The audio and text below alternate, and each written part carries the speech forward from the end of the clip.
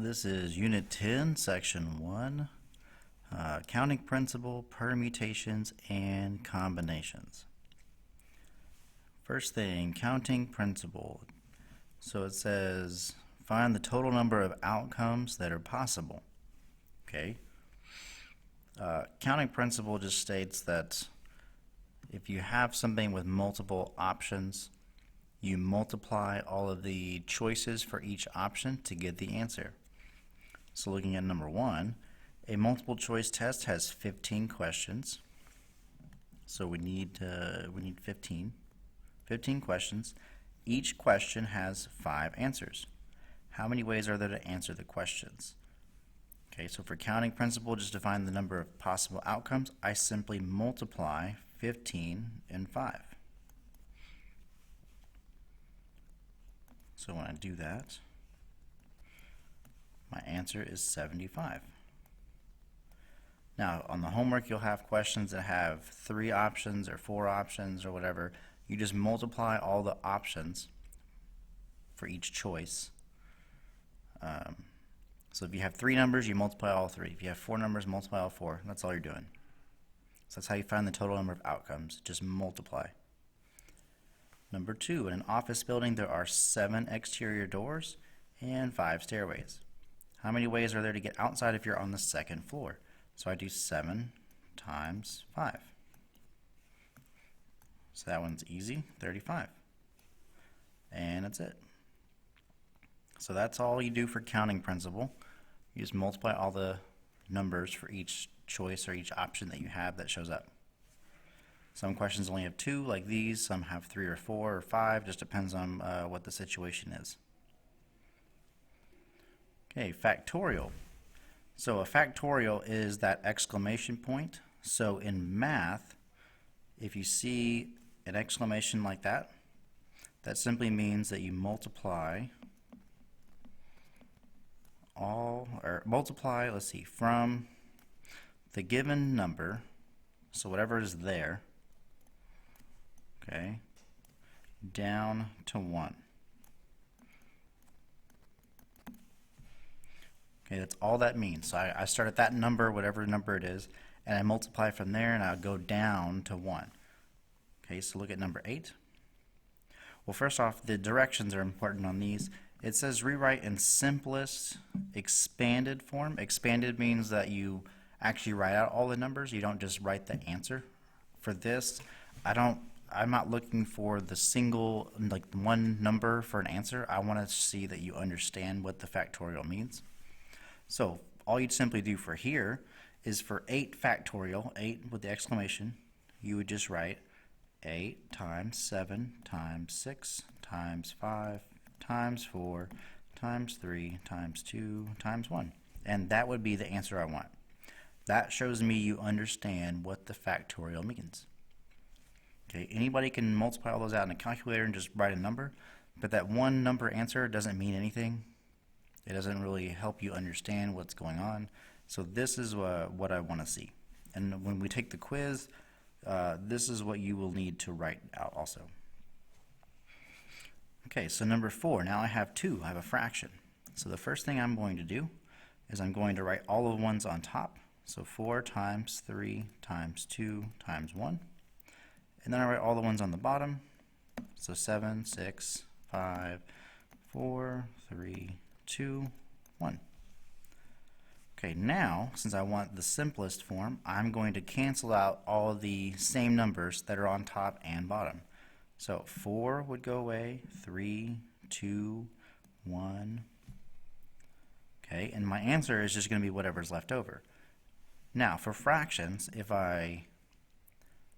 you cancel out everything on top, you still want to write a 1, because there is something on top. You can't just leave it blank, and you don't want to put 0, because that would be wrong. So if you cross everything off on top, just write a 1, and then write whatever is left on bottom. So on bottom, I just have 7 times 6 times 5. And that would be the answer I'm looking for. There we go. So just that fraction. I don't care what 7 times 6 times 5 is. That doesn't matter. I care that you can show this and show me you understand what is going on. Okay, number 5 is very similar. I write everything on top, so 8 down to 1.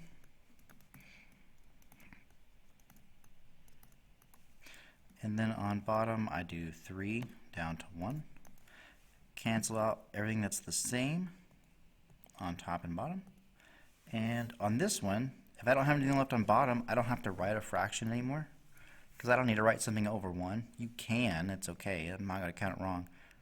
But for this case, if everything's on top, you can just write the numbers on top. So whatever's left that you did not cross off, that would be my answer. And that's it. So for these, I'm either just going to have a single row of numbers and that's it, or I'm going to have a fraction like number 4. Those are really your only 2 options for these. Okay. Okay, now we're going to use the factorial to find permutations and combinations. So again, the directions say simplest expanded form. But before we do that, you got to know what permutations and combinations are. And of course it changes color in the middle. So permutations is where the order matters. Okay. So when you're doing something and the order matters, it makes sense, it has to be in a specific order, that would be a permutation. An example of that would be if you're giving directions to get to your house from somewhere, the order in which you give the directions matters, right? That'd be a permutation. If you're going to give out trophies for first, second, third, well, whoever you call first place, whoever's first, you want to call them first. So the order would matter for that one, for like trophies and stuff. There's a lot of different examples where the order would make a difference, and that would be a permutation. The formula for that is I have the total permutation, what I want to choose, the R. Okay, and then I have n factorial on top, and then on bottom n minus r factorial, and then I can figure out whatever my answer is. And again, I want this expanded form. That would be what we just did, where you write them all out, cross off the same ones, and write what's left. Okay, so the same thing we just did. So that's permutation. Now let's do combination, and then we'll do the examples. So combination is where the order does not matter. So say I'm making soup and I want all these ingredients. Okay, the order doesn't matter for that because it's all going to get mixed in anyways.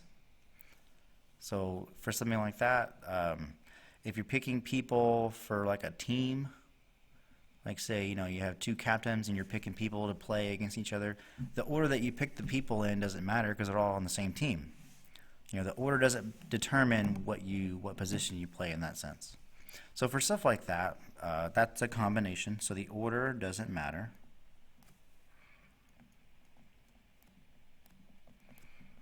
And then the formula is very similar, but it is slightly different. Okay, so for this one, if you want to write it below, that's fine. I mean, we don't have anything else to write. So I'm going to have my total combination, my R is what I'm choosing, or how many I want. Okay, so I'm still going to have n factorial on top. On the bottom, I'm going to put r factorial first, and then n minus r. Okay, so I have that extra factorial on the bottom for the combinations. That's the only difference. So combinations have the extra number on bottom, permutations don't. That's it. Alright, so for number 6, I have n first, r second. Okay, so my formula, I'm going to do 7 factorial, that's n, over 7 minus 5 factorial. Okay, so if I write that out, that's 7, and then 7 minus 5 is 2. Now that looks just like what we did a minute ago, right? Right up on the last page before this. So I'm going to do the same thing. I'm going to write 7 all the way down to 1. On the bottom, I just have 2 times 1. Cross off the ones that are the same, and my answer is just whatever's left over. So 7 times 6 times 5 times 4 times 3. And I'm done. Again, I don't care what all that equals. What matters to me is just showing this part that you understand what is going on. So you don't actually have to solve these and get a number. I'm not looking for that. Don't write that down. The number's not going to help you get it right or wrong. Because I've never actually multiplied all these out for all the homeworks and the quizzes and stuff, because I don't care. So you putting the number, I'm not even going to check it. It doesn't matter. Writing it that way is what I want to look for. Okay, C. I noticed I used the same numbers, but I did that on purpose. So I have N and R. I just wanted to show you what the difference is, how just that one letter makes the difference. So I have 7 factorial on top, and then I have R factorial, so 5, and then 7 minus 5. Okay, so that gives me 7, and then 5 factorial, 2 factorial. Okay, so I'm going to go ahead and write out everything just like I did. So I have 7 down to 1. And on the bottom, I'm going to write both. So I have 5 down to 1 first. And then I write the next one. So now 2 down to 1. Okay. So when you have a combination, it's always going to look like this. You're always going to have extra numbers on the bottom. Some are going to repeat. That's okay.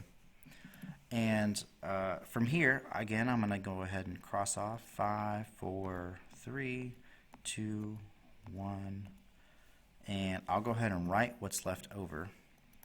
So I have 7 times 6, and then 2 times 1, and I can still reduce. So look, I can reduce the 6 and the 1.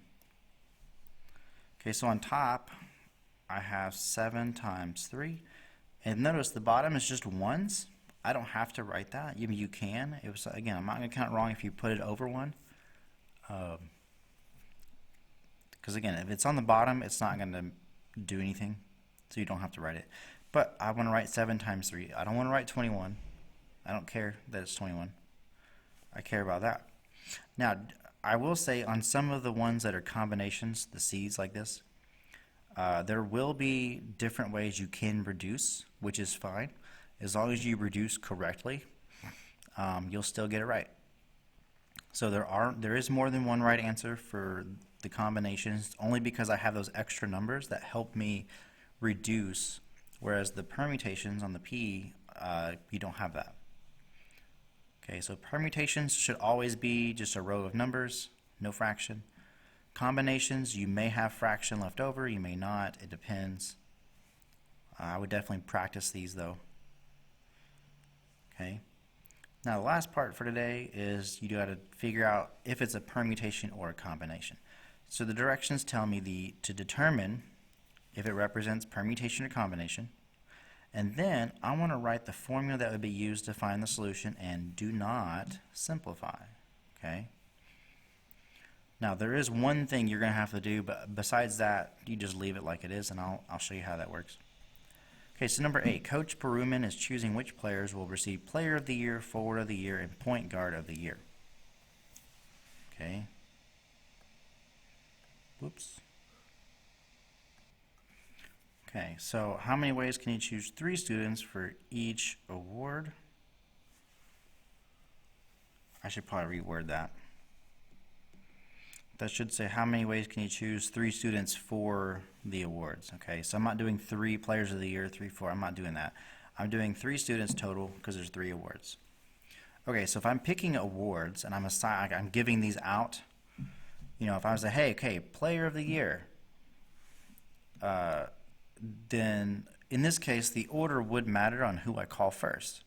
I don't want to say, hey, player of the year, and then call someone that's not player of the year. Say that I don't want to call forward of the year first. That would not be good.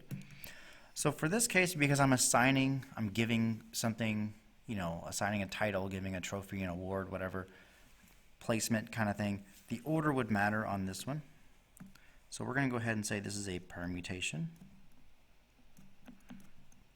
And I should probably reword that for later. And if it's already changed for you, then ignore that. So yours might be corrected and it might look right. Okay, so then now I want to use the formula, or write the formula that I would use to find this. Okay, again, I should probably specify, let's assume there's 12 people on the team. Okay, So I'm going to have 12 players total. So the total goes on top. I have 12 people. Okay, now I'm going to have 12 again minus, I have 3 awards, so I'm going to pick 3 players. Okay, so this is the only part you really have to do for this answer, is just subtract that bottom number. So what I would use is 12 factorial over 9 factorial, and that would be my answer. Because it says don't simplify, so I don't want to write all that out, because that would be a lot. So I'm not worried about that. As long as you can show me the total on top and then how many you're picking on bottom, or I guess how many you're taking out. If that's confusing, forget that.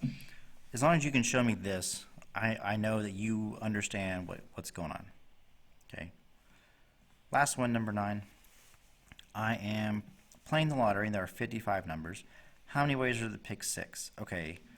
If I'm picking numbers for the lottery, would the order of the numbers matter, or as long as you get all the numbers right? Okay, so as long as you get all the numbers right in the lottery, you win. Doesn't matter what order you pick them in, doesn't matter what order they come out of the machine.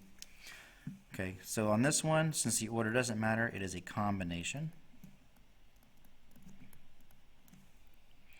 And for this, the formula, I would have 55 total numbers I can pick from. I'm picking 6, and then I would do 55 minus 6. Okay. So if I subtract that, I would have 55 factorial over 6 factorial and then 49 factorial. And I just want to leave it like that. And you see why I don't want to write all these out? Because when you apply permutations and combinations to real scenarios, the numbers are quite large, and I don't need to write all those out. That's pointless.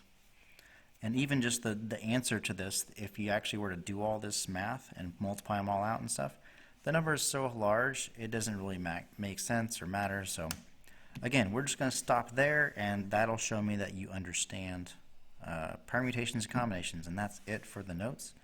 I would definitely do the homework and practice.